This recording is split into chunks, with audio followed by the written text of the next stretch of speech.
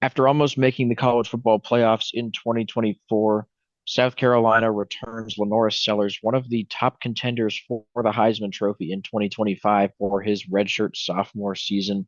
And I think that South Carolina has a ton of potential. They're a pretty young team overall and have a ton of hype around them this offseason. We'll just have to see if they are capable of living up to that hype. They start off the year on the road against Virginia Tech. The Hokies bringing back Kyron Drones for their starting quarterback. And I think they're going to be a pretty solid team in the ACC. Just realistically, even though South Carolina's on the road here, I think that the Gamecocks are a significantly better team, and they should be able to win this game to start off 1-0. And then the next game against South Carolina State, piece of cake game right there, going 2-0 into that Vanderbilt game. Virginia Tech could definitely be a game to watch out for, but like you said, I trust Lenora Sellers a lot more than Kyron Drones. Stadium atmosphere is going to be electric with that one. We just saw that Virginia Tech was able to register on the Richter scale when Metallica was playing at the stadium, so definitely going to be a phenomenal atmosphere to witness, but they should still get the job done here. Hosting Vandy to kick off SEC play. Vandy returning Diego Pavia at the quarterback position after their Cinderella season. I don't see Vandy doing too much better than they did last season. Probably going to finish right around the same record just because despite having Pavia returning, the rest of the team is just not up to par with some of the other teams in the SEC. Even though South Carolina is losing seven defensive starters to the NFL, they still have a lot of young guys in the secondary that were very good last season and do still have two of the top edge rushers in college football, including probably the next great edge rusher in Dylan Stewart. I just think South Carolina is probably one of the more complete teams out there, along with having the added benefit of being extremely young and explosive.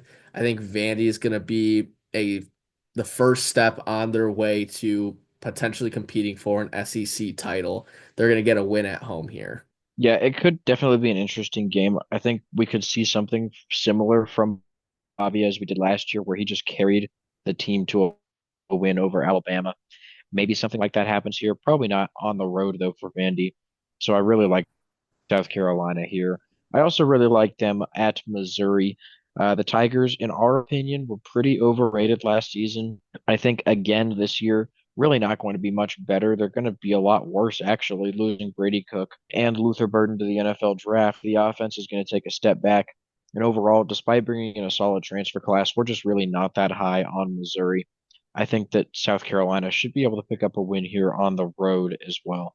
And then the following week against Kentucky should be a pretty easy win, especially at home. We saw Kentucky compete with Ole Miss, beating Ole Miss last season and nearly upsetting Georgia at home.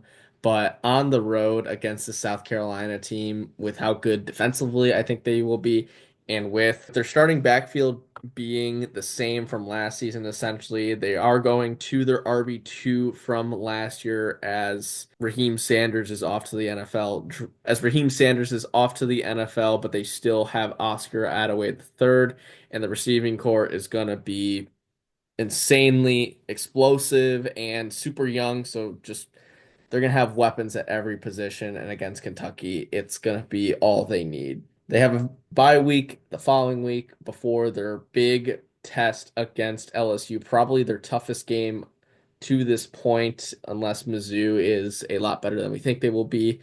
At Death Valley, one of the toughest stadium environments to play in. LSU returning Garrett Nussmeier at the starting quarterback position, along with a ton of offensive skill players and some key defensive players, even though they lost a couple key starters to the NFL draft, especially on the defensive line. LSU, I think, is again one of the most complete teams out there. It's just going to come down to can they execute in the big moments because we saw them stumble in their big games, including getting blown out at home by Alabama last season. This game could go either way. Yeah, I think it's going to be really close, especially with how tough that LSU road environment is. Tigers are definitely going to be favored in this one. And, with South Carolina being undefeated going into this one, they're going to have a lot of confidence. LSU, some tough early matchups. However, we think this is going to be a win for LSU to end that undefeated streak for South Carolina. I don't think that many people disagree that the Gamecocks will be 5-0 here. But this four-game stretch with LSU, Oklahoma, Alabama, and Ole Miss is where a lot of people start to think that maybe the Gamecocks are going to pick up a few losses. The next game against Oklahoma, this one about a 60% chance we're favoring South Carolina here. We really like Oklahoma, though, bringing in John Montier, one of the top transfer quarterbacks out of Washington State, along with Jaden, one of the top transfer running backs out of California. Oklahoma is going to be a really, really good team in 2025. And even though this is at home, we fully expect the Sooners to compete in this game. However, I think this will be a very important bounce back win for South Carolina. Absolutely. Definitely could go either way, but I do think the home field advantage is going to be the difference maker here. Alabama is the following week, and I really have a hard time picking between these two teams. Alabama's going to be out for blood next year after a really disappointing season by Alabama standards, going 9-3 in the regular season and losing to Michigan in their bowl game. They have a pretty interesting quarterback battle going on right now. I believe it is leaning towards Ty Simpson to be the projected starter, but we won't know for a couple more months leading up to the season. But they still have Ryan Williams as their elite weapon on the outside. Defense is looking to take some strides forward, and I think year two under Caleb DeBoer is looking up. I really think the South Carolina team, though, can get the job done against Alabama. In this rough stretch of games, if they want to compete for an SEC championship and make the college football playoffs, they're going to have to win against some top teams.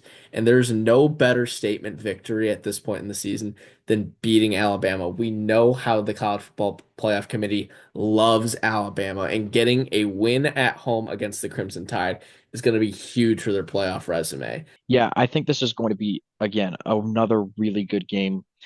The key for me here is I think Lenora Sellers. At the end of that Alabama game last season, he threw the ball, threw a Hail Mary, and threw an interception with plenty of time on the clock for them to have gotten into field goal range. He was the reason that South Carolina lost to Alabama last year. Maybe if they get into field goal range and kick that field goal, a 10-2 South Carolina is probably in the playoffs. So I think that Sellers is going to want to play a lot better in this game, with it being at home as well. I think revenge is going to be on the minds of the Gamecocks, and that is going to be a key motivating factor into getting them this win. Next up, to start November, they're going on the road to face Ole Miss. And the Rebels going to be a pretty good team next year, but not quite as good as we're used to seeing, especially with 4 years of Jackson Dart at quarterback. Now they're moving on to redshirt freshman Austin Simmons, who, by the way, has already graduated college. So he won't have, school to distract him from the real reason he's there to play football. And I think he's going to be a solid quarterback, but he is very young, only 19 years old. And I think that's going to play into his development a little bit over the course of the season. Ole Miss might just be not quite as good as we're used to seeing them over the past few seasons, which is why we do think that South Carolina is going to be able to go on the road and move to 8-1 heading into their second bye. Definitely not a game to put off, though. We did see Ole Miss beat Georgia last year at home. So Ole Miss does have a pretty good home field advantage, but once again, I do think South Carolina is just going to be the more talented team on both sides of the ball with the departures Ole Miss has from their team. After their second bye week, they go on the road once again, this time to the home of the 12th man, Kyle Field against the Texas A&M Aggies. Texas A&M's kind of in a similar situation to South Carolina.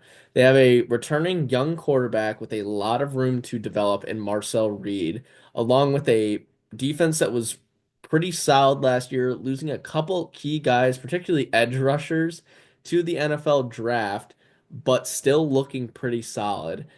I just think Texas A&M is honestly, in this circumstance, South Carolina light. They are just a year away from being in the same situation that South Carolina is in. I think Lenore Sellers is better than Marcel Reed. I think Marcel Reed has some real potential, but needs to grow and develop a lot more than Lenore Sellers does. We saw Lenore Sellers play at as a top tier quarterback last season. I think Marcel Reed just needs to develop a little bit more before he's in that conversation. And I think the weapons that South Carolina have offensively are going to be enough to match up with this Texas A&M defense and that home field advantage that A&M brings. So yet another big SEC win here. Yeah, again, another really good game. I feel like I've been saying a lot, but their last five games are just really good games that are all going to be really close, I think. And it's kind of crazy, but we are projecting them to win four out of those five games. After the A&M game, they'll place Coastal Carolina at home. That'll be a really easy win heading into their rivalry matchup at 10-1 to face Clemson. They have them at home this season. South Carolina beat Clemson last year in a huge win that almost derailed the Tigers' playoff hopes had they not won the ACC. Again, this is a really, really good South Carolina team, but I don't see them going 11-1. Clemson has a ton of talent on both sides of the football. Cade Klubnik, one of the favorites for the Heisman Trophy, and tons of talent on the defensive side of the ball. Both of their edge rushers are projected to be drafted in the top five of the 2026 NFL draft. Clemson is a really, really good team, and despite South Carolina being at home, I think that the Tigers get revenge for last year's loss. Yeah, I think Cade Klubnik is in a separate tier from Lenore Sellers. He has a lot more experience under his belt, a lot more experience just willing his teams to victory. I remember the Pitt game last year where Pitt was down at the goal line, scored a touchdown to take the lead, and 4 plays later, or whatever it was, Cade Klubnik takes a read option like 80 yards to the house to set the Tigers up for a victory. I think Clemson is arguably the most complete team in college football next season. Dabo finally using the transfer portal has really made Clemson its most competitive since the years of Trevor Lawrence. I really think Clemson is in its best possible scenario to compete for a national championship once again. The way too early projection for South Carolina was 8.55 wins, and we predicted them to go 9-3. Obviously, the prediction has gotten a little bit better, going to 10-2, despite the projection dropping just slightly to 8.4 wins, 5.05 and 2.95 in the SEC. Now, the floor for the Gamecocks, with how difficult that stretch of games is in October and November, we do think that they could do as bad as 7-5. However, we are predicting them to hit their ceiling of 10-2, 7-1 in the SEC. So, thank you guys for watching. Please make sure to like and subscribe, and we will see you in our next video.